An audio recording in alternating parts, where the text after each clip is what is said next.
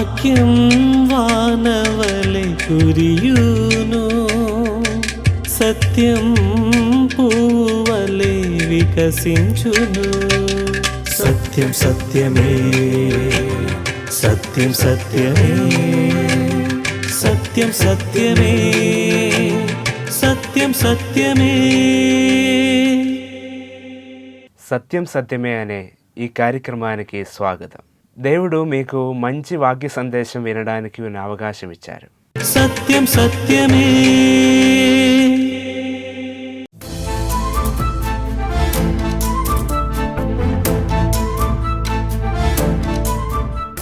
Price lord.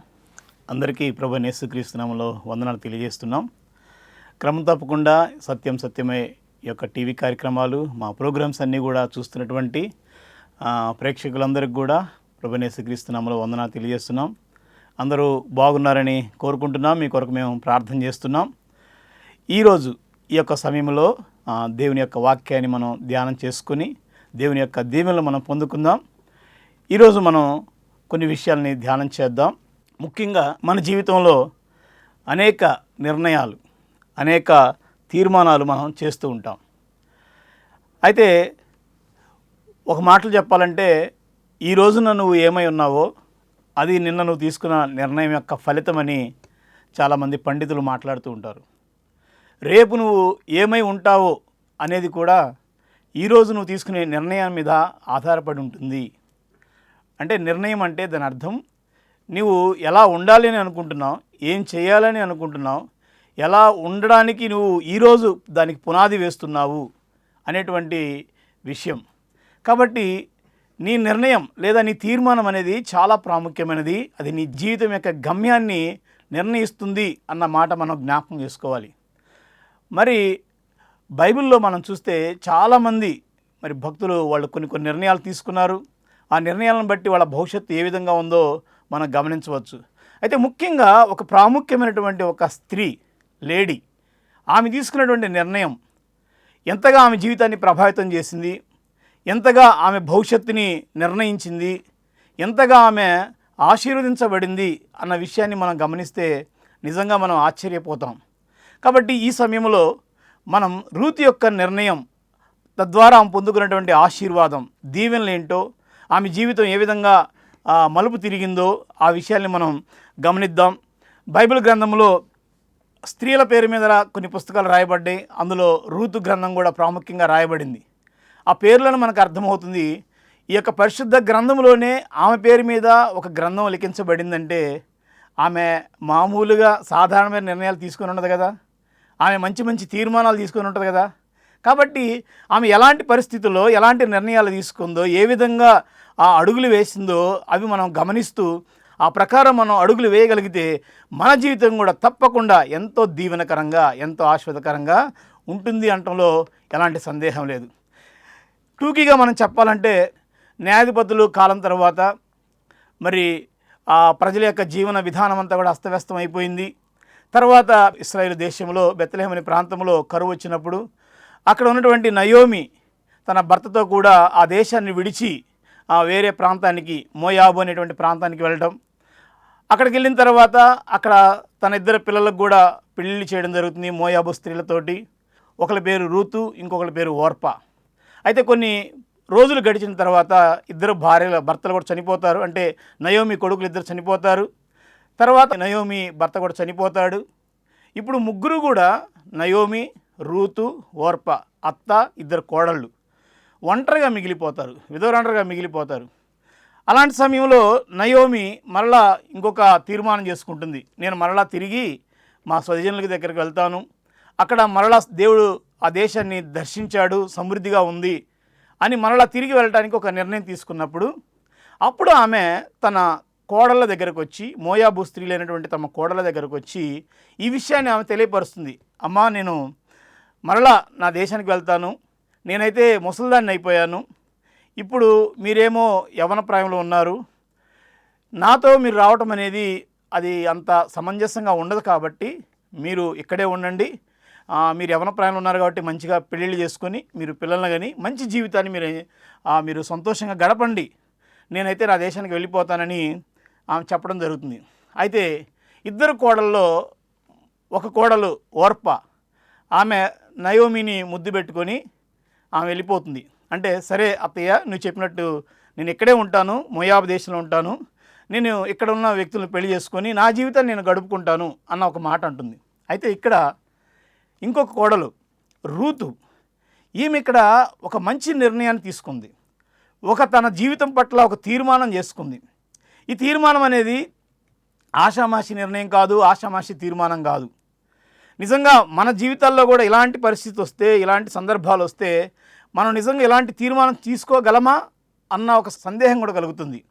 కాబట్టి ఈ Ruth తీసుకున్నటువంటి ఒక తీర్మానం ఏంటి, నయోమితో ఆమె పలికినటువంటి మాటలు ఏంటి, ఆ సందర్భాన్ని మనం వాక్య భాగం నుంచి చూడగలిగితే రూతు గ్రంథము 1వ అధ్యాయం 16-17 వచనాల్లో రూతు మాట్లాడుతున్న మాటను మనం చూస్తాం. ఆమె అంటుంది, అందుకు రూతు నయోమితో అంటుందన్నమాట, నా వెంబడి రావద్దనియు నన్ను విడిచిపెట్టమనియు నన్ను బ్రతిమలాడుకొనవద్దు. నీవు వెళ్ళి చోటుకే నేను వచ్చేదను, నీవు నివసించు చోటనే నేను నివసించదును. నీ జనమే నా జనము, నీ దేవుడే నా దేవుడు. నీవు మృతి పొందు చోటనే నేను మృతి పొందుదును, అక్కడే పాతి పెట్టబడిదను. మరణము తప్ప మరి ఏదైనను నన్ను ప్రత్యేకించినడలా యెహోవా నాకు ఎంత కీడైనను చేయునుగాక అనను. చూడండి, ఈ రూతు తన అత్తగారైనటువంటి నయోమితో ఏం చెప్తున్నటువంటి మాట నిజంగా ఎంత ఆశ్చర్యానికి గురి చేస్తుంది. వాస్తవంగా ఈ రూతును మనం గమనిస్తే ఈమె ఒక మోయాబీరాలు, ఒక విధవరాలు, ఒక స్త్రీ, ఒక యవ్వనస్తురాలు. ఈమె వాస్తవంగా మనలాంటి ఒక స్వభావంతో ఉన్నటువంటి వ్యక్తిగా ఆలోచిస్తే ఆమె కూడా ఓర్పవలే, తన తోడికోడల వలె ఆమె కూడా వెళ్ళిపోయి నా జీవితం ఇక్కడతో అయిపోయింది అనుకోకుండా, లేదంటే చేసుకున్న భర్త చనిపోయాడు కదా, ఇంకొక పెళ్లి చేసుకుందాంలే, ఇక్కడ ఎంజాయ్ చేద్దాంలే అని అనుకోకుండా ఈమె మరి నయోమితో వెళ్ళడానికి ఆమె తీసుకున్నటువంటి నిర్ణయంలో ఉన్నటువంటి గొప్ప సత్యాలు ఏంటి, లేకపోతే ఆమె నయోమితో వెళ్ళడానికి ఉన్నటువంటి ఆమె అంతగా ఆలోచించినటువంటి విషయాలు ఏంటి, అంతగా ఆమెని ప్రభావితం చేసినటువంటి అంశాలు ఏంటి అన్న విషయాలు మనం ఈమె చేసినటువంటి తీర్మానంలో గమనిస్తాం. ఏమంటుంది, నేను నీతో కూడా వస్తాను, నన్ను ఆగిపో అనొద్దు, నీ జనమే నా జనము, నీ ప్రజలే నా ప్రజలు, నీ దేవుడే నా దేవుడు, నువ్వెక్కడుంటే నేను కూడా అక్కడే ఉంటాను, మరణం తప్ప మనల్ని మరి ఏది కూడా వేరు చేయడానికి వీల్లేదు అన్నంత గట్టిగా తీర్మానం చేసుకుంటుంది. ఏంటి ఆ తీర్మానంలో ఉన్నటువంటి సత్యాలు, ఆ తీర్మానంలో ఉన్నటువంటి సంగతులు ఏంటి అనేది మనం గమనిస్తే ఆమె అంటుంది, మొదటిగా నీవు ఎక్కడికి వెళ్తే నేను అక్కడికి వస్తాను. అంటే she is ready to leave the place called Moab. ఆమె ఎక్కడైతే ఉంటుందో ఆ స్థలంలో ఉండడానికి ఇష్టపడతలేదు. ఈమె నయోమితో కొన్ని సంవత్సరాలు గడిపింది. నయోమి ఒక యూదురాలుగా, నయోమి యొక్క కుటుంబం యూదా సాంప్రదాయాలని, నిజదేవుడిని కలిగినటువంటి కుటుంబాలుగా, వాళ్ళు చేస్తున్నటువంటి ఆ పద్ధతులు కానీ, ఆచారాలు కానీ, వాళ్ళు చేస్తున్నటువంటి భక్తి కానీ, ఇవన్నీ కూడా ఆమె గమనిస్తూ వచ్చింది. అంత మాత్రమే కాదు, మోయాబీలకు మరి ఇశ్రాయేళ్ల దేవుడు ఎవరో, ఇశ్రాయేల్ దేవుడు ఏమి చేయగలడో, ఏం చేస్తున్నాడో, ఆయన పరిశుద్ధత, ఆయన ప్రేమ, ఆయన దయ, ఆయన కోపము, ఆయన గురించినటువంటి అనేక సంగతులు ఈమె వింది, గమనించింది. అదేవిధంగా తన కుటుంబంలో కూడా అనేక విషయాల్ని గమనిస్తుంది, ఇశ్రాయేల్ దేవుని యొక్క పరిశుద్ధత. అదే సమయంలో ఈమె మోయాబులో ఉంది. మోయాబు అనే మాటకి అర్థమే శపితమైనది. ఆ మోయాబు జనాంగం రావటం కూడా చాలా భయంకరంగా ఉంటుంది, ఆ జనం యొక్క ఫార్మేషన్ కూడా. అయితే ఈ శపితమైనటువంటి దేశంలో, కామ వికార చేష్టలు ఉన్నటువంటి ఈ దేశంలో, మోయాబు ప్రాంతంలో భయంకరమైనటువంటి విగ్రహాలను చేసేటువంటి ఈ యొక్క లోకంలో విచ్చలవిడితనం కలిగి ఉన్నటువంటి ఈ జనుల మధ్యలో నివసిస్తున్నప్పుడు నిజమైన దేవుడిని, నిజమైన దేవుని ప్రజల యొక్క ఆరాధనని, నిజమైన ప్రజలతో ఉన్నటువంటి ఆనందాన్ని ఎలా ఉంటుందో, ఆ గొప్పతనం ఏంటో, ఆ మంచితనం ఏంటో, ఆ పరిశుద్ధత ఏంటో గమనించినటువంటి ఈ రూతు ఒక నిర్ణయం తీసుకుంటుంది. ఇంకా నేను ఈ ప్రాంతంలో, ఈ మోయాబులో ఇంకా నేను ఉండను. నేను నిజమైన దేవుని గుర్తించాను, నిజమైన దేవుని ప్రజలను గుర్తించాను. కాబట్టి ఇంకా నేను ఈ యొక్క పాపంలో ఉండడానికి వీలు లేదు, ఈ స్థితిలో ఉండడానికి వీలు లేదు అని ఆమె గమనించి ఆమె అంటుందన్నమాట, అత్త నువ్వు వెళ్ళే చోటుకే నేను వస్తాను. నువ్వు వెళ్ళే చోటు ఎక్కడంటే అది యెరూషలేము. నువ్వు వెళ్ళే చోటు ఇశ్రాయేలు దేశం. నువ్వు వెళ్ళే చోటు జీవము కలిగిన దేవుడు సంచరించేటువంటి దేశం. నువ్వు వెళ్ళే చోట అక్కడ పరిశుద్ధత ఉంటుంది. నువ్వు వెళ్ళే చోట జీవం కలిగిన దేవుణ్ణి ఆరాధిస్తారు. నువ్వు వెళ్ళే ప్రజలు దేవుని ప్రజలు, వాళ్ళు గొప్పవాళ్ళు, నీతిమంతులు, నిజమైన దేవుణ్ణి ఆరాధించేటువంటి వాళ్ళు. అక్కడ క్రమం ఉంటుంది, పరిశుద్ధత ఉంటుంది. ఇవన్నీ కూడా ఆమె విని ఆమె సత్యాలన్నింటినీ గ్రహించిన తర్వాత ఆమె ప్రేరేపించబడి ఈ తీర్మానం తీసుకుంది. అంటే దాని అర్థం ఏంటంటే ఈ రోజున మనకి కూడా మనం ఈ యొక్క పాపం అనే భయంకరమైన స్థితిలో ఉన్నాం. మన చుట్టూ చూస్తున్నాం, ఎక్కడ చూసినా విచ్చలవిడితనం, కామ వికార చేష్టలు, పోకిరి మాటలు, సరస్సోక్తులు, మంచితనం కానరానటువంటి ఈ యొక్క లోకంలో, పాపమే జురుకున్నటువంటి ఈ లోకంలో, మన చుట్టూ కూడా అకృత్యాలు అఘాత్యాలు జరిగినటువంటి ఈ మానవ పరిస్థితుల మధ్యలో మరి నిజమైన దేవుడి గురించి మనం వింటున్నాం. నిజమైన దేవుడు ఎవరో మనకు తెలుసు. యేసుక్రీస్తులో ఎలాంటి మచ్చ ముడత డాగు కళంకం లేనటువంటి ఏకైక దేవుడు, పరిశుద్ధుడు, నీతిమంతుడు, ఆయనలో పాపం ఉన్నదని ఎవ్వరు కూడా స్థాపన చేయలేనటువంటి నిజమైనటువంటి దేవుడు, సత్యవంతుడు, యథార్థవంతుడు, నీతివంతుడు. ఈ దేవుడి గురించి నువ్వు విన్నావు. బైబిల్ చెప్తుంది వినుట వలన విశ్వాసం కలుగుతుంది అని.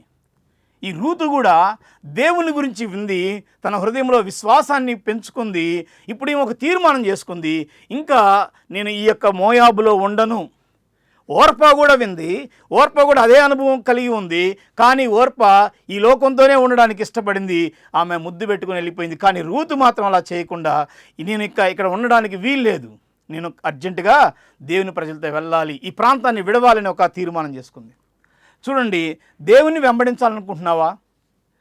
దేవుణ్ణి అనుసరించి దేవుని మార్గాలు నడవాలనుకుంటే మొట్టమొదటిగా మనం చేయాల్సిన పని ఏంటంటే మనం ఉన్న ఆ స్థితిని విడిచిపెట్టాలి, పాపపు స్థితిని విడిచిపెట్టాలి, అసహ్యమైనటువంటి స్థితిని విడిచిపెట్టాలి.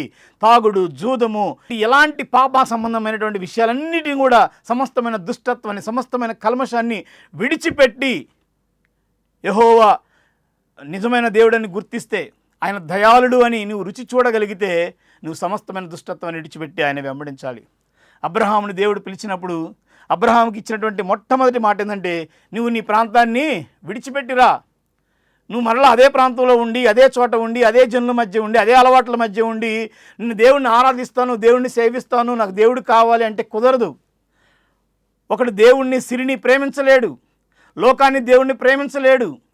ఈ లోక స్నేహం దేవునితో వైరమని మీరు ఎరుగరా అని దేవుని వాక్యం స్పష్టంగా తెలియజేస్తుంది. కాబట్టి ఈ రోజున నీ తీర్మానం ఏంటి? రూతు వలె ఈ లోకాన్ని విడిచిపెట్టాలని, ఈ లోక ఆచారాలను విడిచిపెట్టాలని, ఈ లోకం మభ్యపెడుతున్నటువంటి పాపపు ఇష్టాలని, వీటన్నిటిని కూడా విడిచిపెట్టి నిజమైన దేవుని ఆరాధించాలని ఆశ కలిగి ఉన్నావా? అలాగా వెంబడించిన తీర్మానం చేసుకుంటున్నావా? కాబట్టి రూతు అలాంటి తీర్మానం చేసుకుంది. తర్వాత మనం గమనిస్తే రూతు ఇంకొక నిర్ణయం కూడా తీసుకుంది. ఏమంటుందంటే, she is ready to leave with the people of God. దేవుని ప్రజలతో ఉండడానికి ఆమె ఎంతగానో తహతహలాడుతుంది, ఉవ్విళ్ళూరుతుంది. అత్తతో అంటుంది, నీ జనమే నా జనము, నీ దేవుడే నా దేవుడు. ఆమె మాటలో ఉన్నటువంటి అర్థం ఏంటంటే, నీ ప్రజలు, వీళ్ళు ఎవరు? ఇశ్రాయేలు ప్రజలు. ద్వితీయోపదేశకాండంలో మనం చూస్తాం అన్నమాట. 33:29 మనం చూస్తే, ఇశ్రాయేలు నీ భాగ్యం ఎంత గొప్పది, యెహోవా రక్షించిన నిన్ను పోలిన వాడెవడు. ముఖ్యంగా ఇశ్రాయేలు ప్రజలు ఎవరు అంటే ప్రత్యేకించబడిన జనాంగము. ఇశ్రాయేలు ప్రజలు ఎవరు అంటే దేవుని చేత ఏర్పాటు చేయబడినటువంటి ఒక గుంపు. ఇశ్రాయేలు ప్రజలు ఎవరు అని మనం ఆలోచిస్తే వాళ్ళు వాగ్దానం చేయబడినటువంటి జనులు. ఇశ్రాయేలు ప్రజలు ఎవరు మనం ఆలోచిస్తే వాళ్ళు దైవ నిబంధనలు కలిగిన వాళ్ళు, దేవుని వాక్యాన్ని చేతపట్టి, ధర్మశాస్త్రాన్ని పట్టుకొని, ధర్మశాస్త్రాన్ని అవలంబిస్తూ నిజమైనటువంటి దేవునికి ఆరాధనలు, యాచనలు, బళ్ళు అర్పించేటువంటి, నిజ దేవుణ్ణి సేవించేటువంటి ఆ జనులు. ఇప్పుడు ఈ రూతు యొక్క నిర్ణయం ఏంటంటే, నేను అర్జెంటుగా ఈ మోయాబుని విడిచిపెట్టాలి, రెండవది నేను దేవుని ప్రజలతో జతపడాలి. నిజంగా ఈ రోజున మనం ఎవరైనా యేసుప్రభుని నేను అంగీకరించాను, యేసుప్రభుని వెంబడించాలని ఆశ కలిగి ఉన్నాను అని మాటలకు అంటం కాదు. కానీ నీవు నిజంగా యేసుప్రభుని తెలుసుకుని ఉంటే, యేసుప్రభు నీ హృదయంలో కార్యం చేసి ఉంటే, నువ్వు చేయవలసినటువంటి మొట్టమొదటి పని ఏంటంటే, నీవు నీ ప్రాంతాన్ని విడిచి దేవుని ప్రజలతో కలిసి జీవించాలి. బైబిల్ క్లియర్గా చెప్తుంది, ఈ యొక్క లోకం అనేది మనకు మంచిది కాదు, అనుకూలమైనది కాదు. ఈ లోక మాలిన్యం మనకు అంటే ప్రమాదం ఉంది. కాబట్టి మనం ఇమ్మీడియట్గా మనం ఎక్కడికి వెళ్ళాలంటే దేవుని ప్రజల్ని బైబిల్ ఏం చెప్తుందంటే సంఘము అంటుంది. క్రొత్త నిబంధనలో దేవుని ప్రజలు సంఘముగా పిలువబడుతున్నారు. కాబట్టి మనం వెంటనే పాపంలో నుంచి లేచి పాపాన్ని పక్కన పెట్టేసి మనం దేవుని ప్రజలతో కలిసి దేవుని ఆరాధించడానికి, దేవుని స్తుతించడానికి, దేవుని యొక్క కార్యాలు చేయడానికి, దేవుని సేవ చేయడానికి, దేవుని పనులు చేయడానికి మనం కంకణం కట్టుకోవాలి. అది రూతు యొక్క తీర్మానంగా ఉంటుంది. చూడండి, సౌలు అంటే పౌలు మరి ఆయన పిలువబడినప్పుడు దమస్కు మార్గంలో దేవుడు ఆయన దర్శించినప్పుడు ఆయన మారు మనసు పొంది మరి ఆయన దేవుని బిడ్డగా మార్చబడినప్పుడు వెంటనే ఆయన చేసినటువంటి పని ఏంటంటే అక్కడ దమస్కులో ఉన్నటువంటి కొంతమంది శిష్యులతో కూడా కొంతకాలం ఉండేనని వాక్యం మనం అపోస్తుల కార్యాల్లో మనం చూడగలుగుతాం. అక్కడున్న దమస్కులో ఉన్న కొంతమంది విశ్వాసుల గుంపుతో కూడా ఆయన ఉన్నాడు. అంతేకాదండి, దేవుని వాక్యం మనకు చాలా స్పష్టంగా తెలియజేస్తుంది.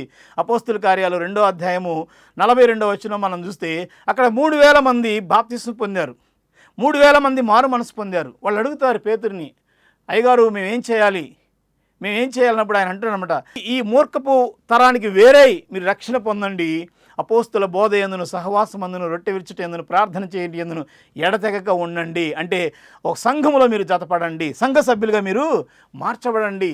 సంఘములోనే మీకు క్షేమము, సంఘములోనే మీకు ఆశీర్వాదము, సంఘములోనే మీకు దీవెన, సంఘములోనే మీరు దేవుణ్ణి ఆరాధించగలుగుతారు. ఒక వ్యక్తి యేసు ప్రభు నమ్ముకున్న తర్వాత, ఒక వ్యక్తి యేసు ప్రభు గురించి తెలుసుకున్న తర్వాత, ఆయన వెంబడించాలని ఆశ కలిగిన తర్వాత అతను ఇంట్లోనే కూర్చుంటాను, నేను టీవీలో లేకపోతే ఎక్కడో యూట్యూబ్లో నేను వాక్యం వింటాను, ఇది నాకు సరిపోతుంది అనుకుంటే కుదరదు. అది సరైనటువంటి తీర్మానం కాదు. నువ్వు సరైన తీర్మానం తీసుకోవాలి.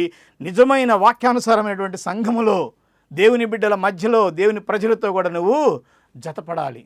కాబట్టి నీ తీర్మానం ఏమిటి అన్న విషయాన్ని ఒకసారి జ్ఞాపకం చేసుకోవాలి. రూతు ఒక మంచి తీర్మానం తీసుకుంది. ఆమె తీసుకున్న తీర్మానము, ఆమె ఈ లోకంతో ఉండడానికి ఇష్టపడలేదు, పాపంలో ఉండడానికి ఇష్టపడలేదు, పాపాన్ని చూసి అసహ్యించుకుంటుంది. మరలా దేవుని ప్రజల పట్ల ఆమెకు అమితమైనటువంటి ప్రేమ, దేవుని ప్రజలతో ఉండాలనేటువంటి గొప్ప ఆశతో ఆమె ముందుకు వెళ్ళాలని మనం గమనిస్తాము. కాబట్టి ఈమె తీసుకున్నటువంటి నిర్ణయంలో ఇంకొక విషయాన్ని మనం గమనించగలిగితే, రూతు యొక్క నిర్ణయం ఎలాంటిదంటే, Ruth decision was to leave faith life. Ruth decision was to lead a faith life. అంటే రూతు యొక్క నిర్ణయము ఎలాంటి నిర్ణయం అంటే, ఒక విశ్వాస సహితమైనటువంటి జీవితాన్ని కొనసాగించాలని తీర్మానం చేసుకుంది. ఒక ఈజీ వేలో వెళ్ళాలని తీర్మానం చేసుకోలేదు, లేదంటే చాలా కంఫర్టబుల్ లైఫ్లో ఉండాలని ఆమె అనుకోలేదు. ఆమె జీవితాన్ని మనం గమనిస్తే, ఆమె ఉన్న స్థితిని మనం గమనిస్తే, ఆమె ఒక విధవరాలుగా ఉంది, ఒక యవనస్తురాలుగా ఉంది, ఒక మోయాబీరాలుగా ఉంది, ఒక పేదరాలుగా ఉంది.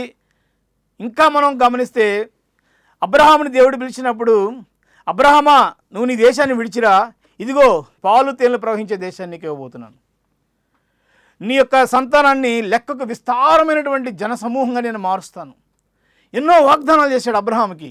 ఆ వాగ్దానాలు చేపట్టుకొని అబ్రహాము ఆ దేశాన్ని విడిచి ముందుకొచ్చాడు. కానీ ఇక్కడ రూతుకి ఎలాంటి వాగ్దానం చేయబడలేదు. నువ్వు మా దేశానికి వస్తే, ఇశ్రాయేల్ దేశానికి వస్తే నీకు ఇలాంటి ఆఫర్లు ఇస్తాము, ఇలాంటి దీవెనలు ఇస్తాము, మీకు ఇలాంటి బెనిఫిట్స్ ఇస్తాము, మీకు సిటిజన్షిప్ ఇస్తాము, లేకపోతే ఇంకొకటి ఇస్తాము, అది ఇస్తాము, ఇది ఇస్తాము, మీకు సమృద్ధి అయిన ఆహారం ఇస్తాము అని ఎలాంటి ఆఫర్ ఇవ్వలేదు. ఆమెకి ఎలాంటి వాగ్దానాలు చేయబడలేదు. ఇంకా చెప్పాలంటే ఆమె యవనస్తురాలుగా ఉంది. మరి ఈ యవన కాలంలో మోయాబీరాలు కూడా ఉండబట్టి ఆమె కనుక ఇశ్రాయేల్ దేశానికి వెళ్తే ఆమె భవిష్యత్తు ఏంటి? ఆమె జీవితం ఏమైపోతుంది? ఆమెను ఎవరన్నా పెళ్లి చేసుకోగలుగుతారా? ఇశ్రాయేలీలు వేరే వాళ్ళని పెళ్లి చేసుకోరు కదా. మరి లేదంటే మరి ఆమె యవనస్తురాలుగా ఉంది, ఆల్రెడీ భర్తను కోల్పోయింది. మరి ఈ విధవరాల పరిస్థితి ఏంటి అంటే, నో గ్యారంటీ ఫర్ ఫ్యూచర్. ఫిజికల్గా, భౌతికంగా, లోకానుసారంగా మన మానవ నేత్రాలతో చూస్తే, మన కన్నులతో చూస్తే ఈమె చేస్తున్న పని ఒక వెర్రి పనిలాగా, పిచ్చిదానిలాగా, ఏంటి ఇలా చేస్తుంది, ఇలా మాట్లాడుతుంది, ఇలా అంటుంది, ఇంకేమైనా పిచ్చి పట్టిందా అనుకునేటువంటి సందర్భాలు అక్కడ లేకపోలేదు. ఇంకా మనం ఆమె సిట్యువేషన్ మనం గమనిస్తే there is a negative impact, negative model, లేకపోతే నెగిటివ్ ఇన్స్పిరేషన్. ఏంటంటే ఒక పక్క ఓర్ప ఆల్రెడీ ఆమె డిసైడ్ అయిపోయి వెళ్ళిపోయింది. ఆ ముందున్న మాదిరి ఏంటంటే ఆమె డిసైడ్ అయిపోయి లోకం వైపు వెళ్ళిపోయింది. ఇంకా ఇటువైపు చూస్తే నయోమి నువ్వు రావద్దు అంటుంది. అంటే ఇలాంటి ఒక ప్రతికూలత మధ్యలో కూడా ఆమె ఆ నిర్ణయం పట్ల కట్టుబడి ఉంది అంటే దాని అర్థం ఏంటంటే ఆమె ఎంత విశ్వాసంతో ఆమె నిర్ణయం తీసుకుంది. అందుకని ఆమె అంటుందంట, నీవు ఎక్కడ మృతి పొందుతావో అక్కడే నేను కూడా మృతి పొందుతాను.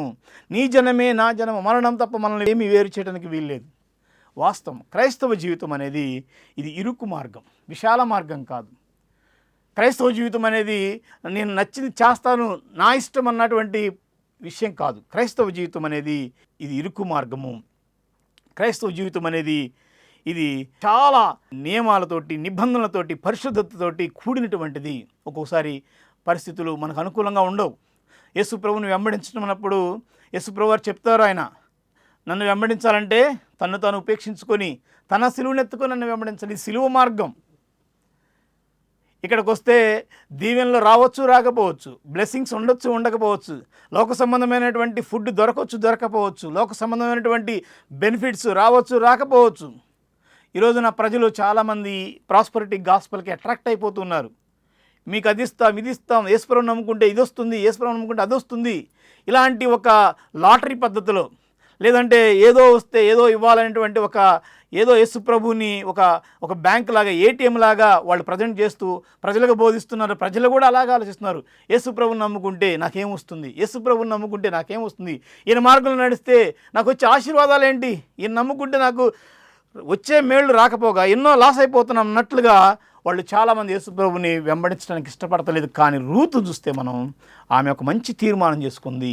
నీవు ఎక్కడ ఉంటే అక్కడ ఉంటాను, అది సమస్య అయినా, ఇరుకైనా, ఇబ్బంది అయినా దేవుని ప్రజలతో నేను ఉండాలనుకుంటున్నాను. మోషే కూడా ఇలాంటి ఒక నిర్ణయాన్ని తీసుకుంటాడండి. అల్పకాల పాపభోగములు అనుభవించుట కంటే దేవుని ప్రజలతో నింద అనుభవించుట ఎంతో మేలని ఎంచుకున్నాడు. ఆయన కూడా ఒక నిర్ణయం తీసుకున్నాడు.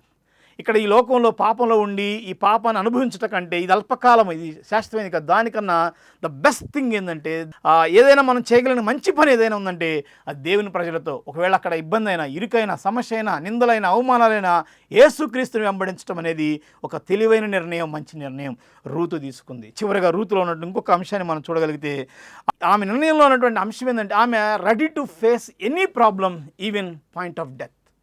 ఆమె ఎంత సమస్యనైనా, ఎంత శ్రమలైనా ఓర్చుకుంటుంది. అవసరమైతే మరణించడానికి కూడా ఆమె సిద్ధపడి ఉంది. ఆమె అంటుందన్నమాట, నీవు మృతి పొందు చోటనే నేను కూడా మృతి పొందాను. మరణం తప్ప మనల్ని ఏమీ వేరు చేయలేదు. నేను గనక ఈ సమయంలో నీతో పాటు బెత్లెహేముకి వస్తే అక్కడ ఆహారం ఉండొచ్చు, అక్కడ నాకు సరైన జీవనం ఉండకపోవచ్చు, అక్కడ నాకు ప్రాణం కూడా పోయేటువంటి పరిస్థితులు ఉండొచ్చేమో.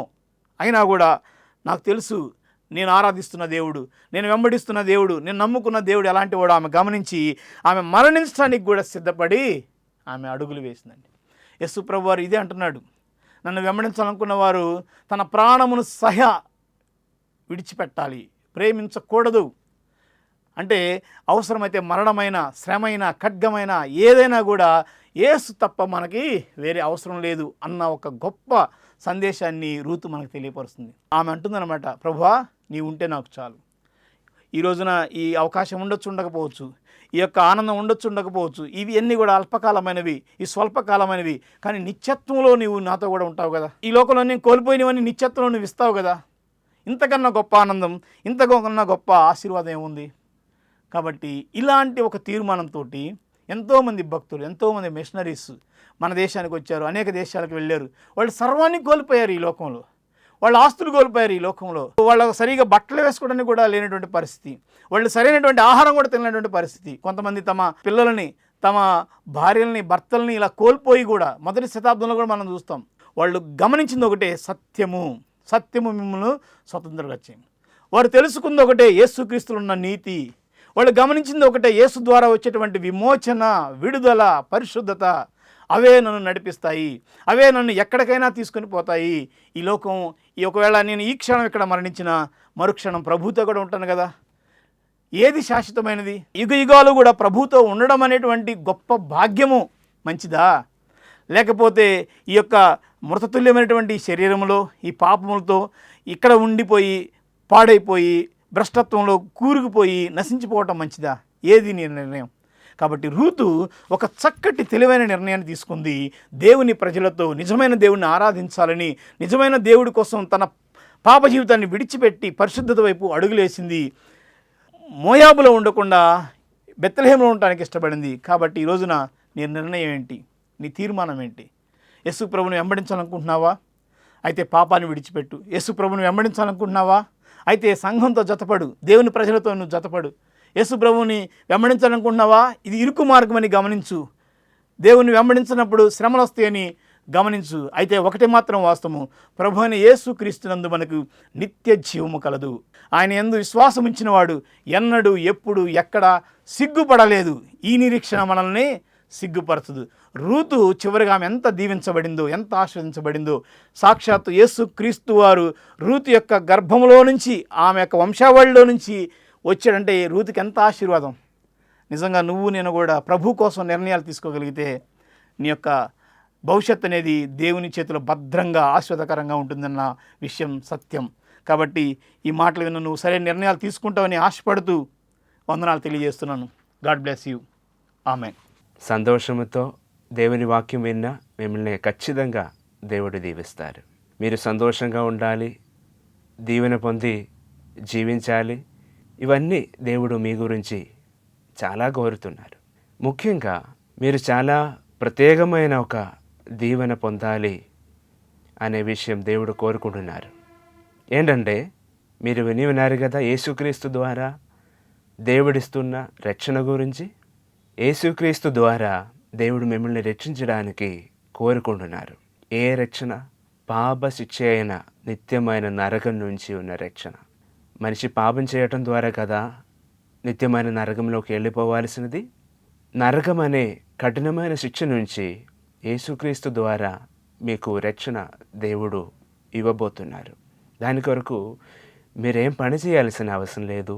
మీ పాపాలు యేసుక్రీస్తు ముందు ఒప్పుకోవాలి, పశ్చాత్తాపంతో ఒప్పుకోవాలి.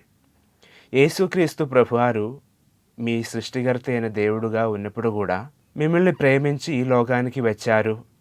మీ పాపముల కోసం మీరు అనుభవించాల్సిన శిక్ష మొత్తం ఆ కలువరి శిలువ మీద మీకోసం మీకు బదులుగా అనుభవించారు. శ్రమలు అనుభవించి మరణించిన యేసుక్రీస్తు ప్రభువారు మరణాన్ని ఓడించి 3వ రోజున తిరిగి లేచారు. ఈ విషయం మీరు నమ్ముకోవాలి. యేసుక్రీస్తు ప్రభువుని మీ రక్షకుడుగా, మీ దేవుడుగా మీరు అంగీకరిస్తే మీకు రక్షణ వస్తుంది. ఈ దీవెన మీరు పొందాలి. దాని ద్వారా ఉన్న సంతోషం మీరు జీవితకాలం అంతా అనుభవించాలి, నిత్య జీవితంలో కూడా అనుభవించాలి అనే విషయం దేవుడు కోరుకుంటున్నారు. కాబట్టి మీరు చేయాల్సినది ఇదే. మీ పాపాలు ఆయన ముందు చెప్పండి. ప్రభువా, నేనైతే పాపిని, నా పాపాల కోసం నేను అనుభవించాల్సిన శిక్ష ఆ కలువరి శిలువ మీద నా కోసం మీరు అనుభవించారు కదా. నన్ను ప్రేమించి నా కోసం మరణించిన నా రక్షకుడు, నా దేవుడు అని మీ గురించి నేను నమ్ముతున్నాను ప్రభు అని చెప్పండి. ఈ విధముగా మీ జీవితం సంతోషంతో నింపి ఉన్న జీవితంగా మారటం సాధ్యం. దేవుడు ఈ విధముగా మిమ్మల్ని దీవించును గాక. మీ విలువైన సలహాలు, ప్రార్థన అవసరతలు మాకు తెలియజేయండి. మా address agape gospel ministries, building number 3-168/80P, Vaishnavi Nagar, Suraram, Hyderabad. Pin 500055. మా కాంటాక్ట్ నంబర్స్ 906-356-8798. మా ఈమెయిల్ ఐడి satyamsatyame@gmail.com. ఈ ప్రోగ్రాం మరలా వీక్షించాలనుకుంటే సత్యం సత్యమే అనే మా యూట్యూబ్ ఛానల్, ఫేస్బుక్ పేజ్, ఇన్స్టాగ్రామ్లో కూడా వీక్షించవచ్చు. దేవుడు ధారాళముగా మిమ్మల్ని దీవించును గాక.